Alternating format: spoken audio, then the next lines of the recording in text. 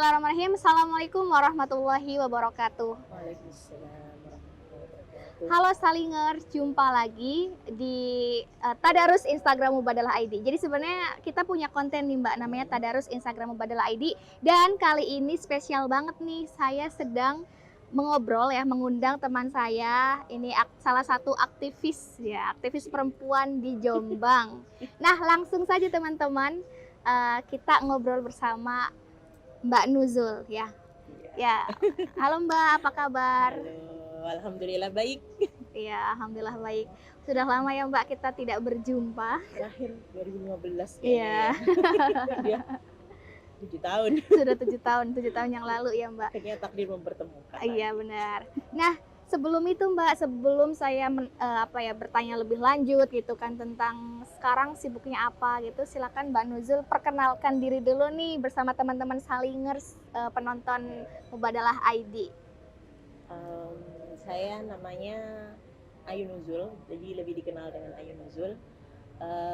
Kegiatan saya sehari-hari itu kalau pagi saya ke sawah, agak siangan dikit saya kerja di salah satu LSM di Jombang yang bergerak di bidang lingkungan gitu.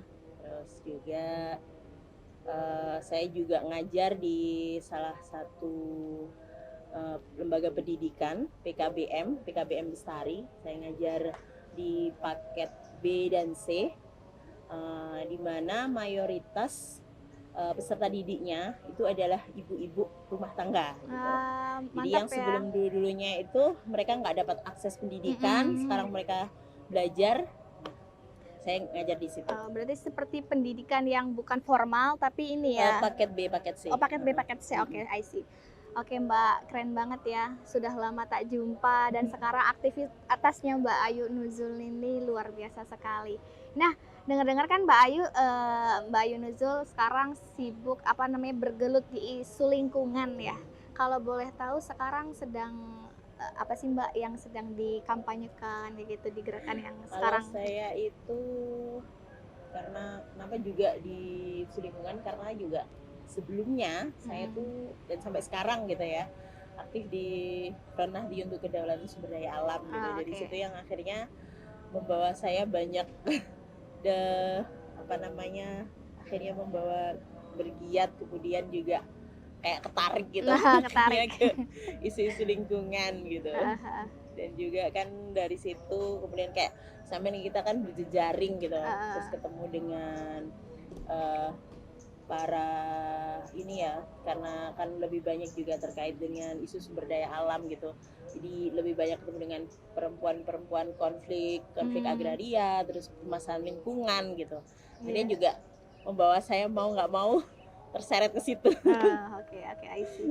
Dan menurut Mbak itu kenapa sih gitu kan ya, perempuan gitu sebagai perempuan itu harus terlibat aktif dalam mengkampanyekan isu lingkungan? Itu apa sih alasannya gitu kan? Dan mengapa perempuan tuh harus juga ikut aktif juga di isu lingkungan? Kan kadang kebanyakan kan jarang ya, kebanyakan kayak isu-isu agraria dan sebagainya itu mayoritas kadang laki-laki gitu kan ya. Kalau perempuan kan sejauh ini lebih banyak memang di isu gender dan lain sebagainya. Nah ini mungkin buat teman-teman ya yang kayak pengen penasaran gitu kan, kenapa nih kita harus juga mengkampanyekan isu lingkungan gitu. Nah ini yang masih sering dipahami bahwa persoalan lingkungan, persoalan perempuan itu masih sesuatu yang terpisah gitu. Padahal enggak gitu. Dimana ini pada akhirnya ketika lingkungan itu terjadi pencemaran atau lingkungan itu kemudian terkontaminasi, contoh saja air gitu ya. Air itu sudah tidak layak untuk dikonsumsi, itu yang paling terdampak itu adalah perempuan. Perempuan itu dari bangun tidur sampai tidur lagi, dia akan bergelut ke situ gitu. Bangun tidur, dia akan nemu aktivitas memasak, mencuci, ngurus anak-anak gitu. Bagaimana ketika air itu sudah tercemar, itu perempuan yang jelas paling terdampak gitu. Benar-benar. Misalnya ketika air itu di sekitar wilayahnya air itu terkontaminasi, misalnya di dekat situ ada pabrik tekstil gitu yang mencemari lingkungan, dia harus mencari akses air yang layak untuk dikonsumsi. Nah itu siapa kemudian yang paling terdampak ya tentu saja perempuan ya di situ. Itu baru persoalan itu. Nah, ketika misalnya karena selama ini yang sering dianggap itu adalah perempuan kan eh, kayak punya tugas produksi dan reproduksi sosial gitu, dimana lebih banyak berkecimpung di dunia-dunia domestik gitu. Ketika misalnya kebiasaannya adalah bangun tidur suami itu sudah disiapkan sarapan, ketika akses air itu jadi tercemar, otomatis memasak kan menjadi waktu yang lama. Nah, betul. Kemudian suaminya yang biasanya sudah makan, sudah sarapan untuk bekerja, dia belum siap. Nah itu kan kemudian menyulut emosi. Jadi persoalan rumah tangga gitu. Jadi persoalan lingkungan itu akan merembet ke situ gitu. Betul ya, benar ya. Jadi makanya memang nggak bisa kemudian persoalan perempuan lingkungan itu dipisahkan tuh nggak bisa. Iya. Oke Mbak, iya benar sekali ya. Jadi memang perempuan, kehidupan perempuan itu juga tidak bisa terlepas dari air gitu ya, dan sumber-sumber daya alam lainnya gitu ya. Nah, sekarang kalau boleh tahu Mbak Ayu Nuzul sekarang sibuk di NGO apa nih Mbak, atau LSM apa nih yang bergerak di apa gitu? Saya di LSM lingkungan di Sanggarjo Indonesia, LSM lokal di Jombang yang bergerak di bidang pengelolaan sampah. Jadi bagaimana kita mencoba untuk ini ya mendorong bagaimana pengelolaan sampah itu selesai dari rumah tangga gitu, sehingga yang masuk ke TPA itu cuman tinggal residu aja gitu. Jadi mulai dari pengelolaan yang organik, terus kita diolah bisa jadi ini kompos gitu. Terus juga ada ekoenzim gitu. Jadi kayak gitu-gitu. Iya, menarik sekali. Di desa-desa. Iya, menarik Mbak.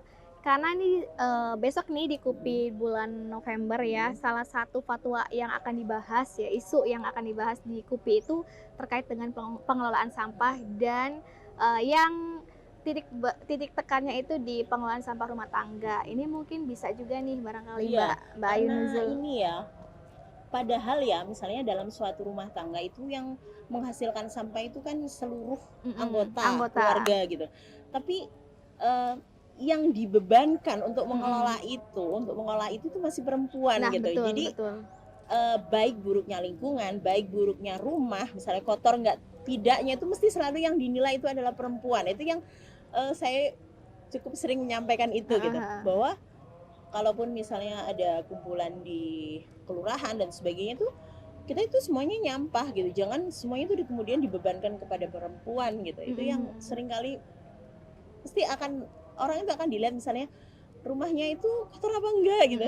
Itu pasti yang diingat perempuannya nggak bersih-bersih gitu ya. Padahal semua anggota keluarga itu nyampah gitu, ada laki-laki juga gitu. Iya betul. Jadi tapi kayaknya bukan hanya terkait dengan sampah gitu Mbak, kaitannya dengan pendidikan anak juga bukannya begitu ya. Jadi kalau anaknya bermasalah pasti yang disalahin orang tuanya nih, ibunya nih gitu ya.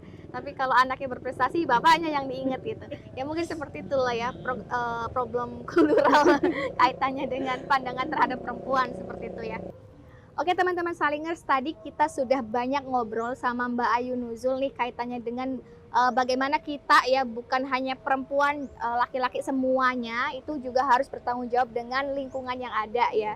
Terus tadi juga kaitannya dengan aktivitas Mbak Ayu Nuzul juga di isu lingkungan dan pengelolaan sampah. Ini menjadi inspirasi bagi kita semua ya, agar kita tergerak nih semuanya ya, dari individu, dari diri sendiri, ngajak keluarga, ngajak lingkungan kita untuk sama-sama menjaga lingkungan dan mengelola sampah, terkhusus sampah rumah tangga yang paling gampang itu ya Mbak. Nah sebelum ditutup Mbak, silahkan closing statement sedikit saja untuk menutup perjumpaan kita pada kali ini.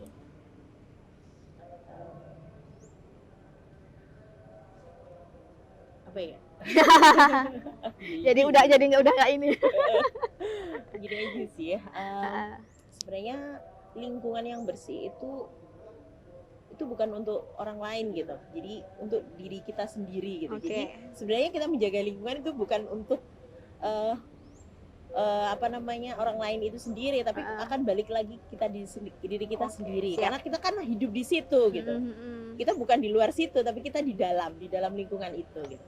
Kalau lingkungan bersih akan berdampak balik lagi ke kita, kalau buruk juga akan dampak ke kita gitu. Jadi sebisanya juga lakukan